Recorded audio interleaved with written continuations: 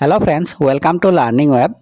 আপোনালোকে ইতিমধ্যে গমেই পাইছে যে BTCৰ যে LPৰ ভেৰিফিকেশ্যন হ'বলৈ গৈ আছে সেইটো বিষয়ত গমেই পাইছে, কিন্তু ইয়াত ভেৰিফিকেশ্যনৰ টাইমটো চেঞ্জ কৰা হৈছে, ইয়াত তাৰিখটো।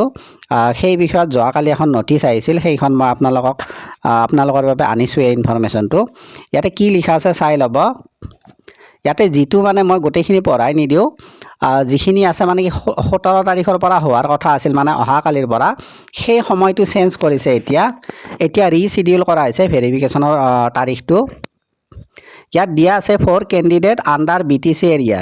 যিসকল কেণ্ডিডেট BTC হয় তেওঁলোকৰ বাবে কি হ'ব, তিনিটা ডেট আছে, যে 21 জানুৱাৰী 2026। ইয়াত ৰেজিষ্ট্ৰেশ্যন ID আছে, আপোনালোকে নিজে চাই ল'ব 21 জানুৱাৰীত কাৰ পৰা, সেই ৰেজিষ্ট্ৰেশ্যন ID মতে আপোনালোকে মিলাই চাব। তাৰপিছত 22 জানুৱাৰীত আছে আৰু 24 জানুৱাৰীত আছে, 23 জানুৱাৰীত নাই।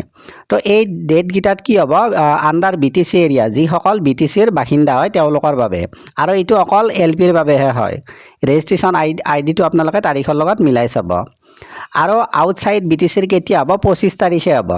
আৰু ইয়াতো আপোনালোকৰ ৰেজিষ্ট্ৰেশ্যন ID দিয়া আছে, যিবোৰ মানে BTC এৰিয়াৰ বাহিৰৰ হয় তেওঁলোকৰ বাবে এইটো, তেওঁলোকৰ কি হ'ব, 25 তাৰিখে হ'ব। আৰু তলত কি লিখা আছে এইখিনি মই চাই দিছোঁ।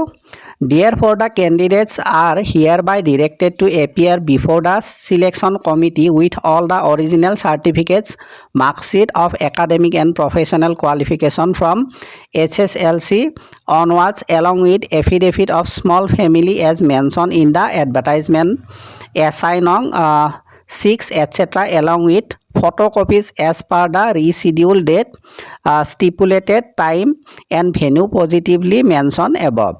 ইয়াত কি কোৱা হৈছে, আপোনালোকৰ যিবোৰ মানে অৰিজিনেল চাৰ্টিফিকেট আছে সেইবোৰ লৈ যাব লাগিব। মেট্ৰিক পাছৰ পৰা যিখিনি আছে অৰিজিনেল চাৰ্টিফিকেট নিব, আৰু যিখিনি আপোনালোকৰ প্ৰফেশ্যনেল চাৰ্টিফিকেট আছে, DLED হওক, DLED বা আপোনালোকৰ টেটৰ চাৰ্টিফিকেট, এইখিনি নিব লাগিব। আৰু লগতে কি নিব দিছে, স্মল ফেমিলিৰ বাবে এফিডেভিটখন নিব লাগিব। আৰু আপোনালোকে যে অৰিজিনেল চাৰ্টিফিকেট নিব তাৰে লগত এটা ফটোকপি, মানে ফটোষ্টেট লৈ যাব, জেৰক্স কপি, সেইখিনি তেওঁলোকে জমা ৰাখিব আৰু অৰিজিনেল কেইখন চাব। তো এইখিনি আপোনালোকে কৰিব।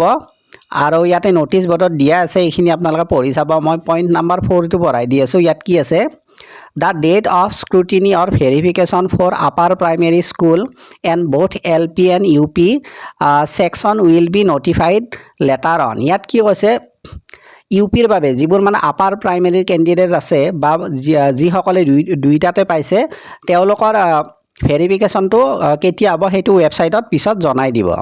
তো এইখিনিও লগতে কৈ দিলোঁ মই। আপোনালোকে এইখন এবাৰ চাই ল'ব ভালদৰে, নটিচখন আপোনালোকে ৱেবছাইটত পাই যাব, ৱেবছাইটত গৈ কিনে আপোনালোকে চাব পাৰে। তো সৰু এটা ইনফৰমেশ্যন আছিল, মই আপোনালোকৰ বাবে আনিলোঁ। তো আজিলৈ এৰিছোঁ, থেংক ইউ।